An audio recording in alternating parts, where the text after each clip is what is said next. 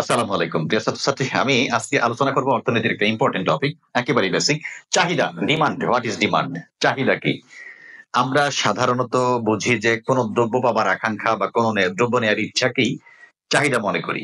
আসলে অর্থনৈতিক দৃষ্টিকোণ থেকে সেটা চাহিদা না। চাহিদা হতে গেলে ৩ টা শর্ত পালিত হতে হবে। ৩ টা শর্ত বা বৈশিষ্ট্য। নাম্বার 1, কোন দ্রব্য পাবার আকাঙ্ক্ষা, ওই দ্রব্যটা ক্রয়ের আর্থিক সামর্থ্য এবং অর্থ ব্যয় করে দ্রব্যটি ক্রয়ের ইচ্ছা। অর্থ ব্যয় করে দ্রব্যটি ক্রয়ের ইচ্ছা। এই ৩ টা শর্তই যদি পালিত হয় তাহলেই আমি সেটাকে চাহিদা বলতে পারি। যেমন আমার একটা iPhone নেয়ার ইচ্ছা আছে, দাম হচ্ছে ৳১.৫ লক্ষ। আমার পাবার আকাঙ্ক্ষা আছে কিন্তু আর্থিক সামর্থ্য নাই, ৳১.৫ লক্ষ নাই। অর্থ ব্যয় করে ক্রয়ের ইচ্ছা আছে, চাহিদা হবে না।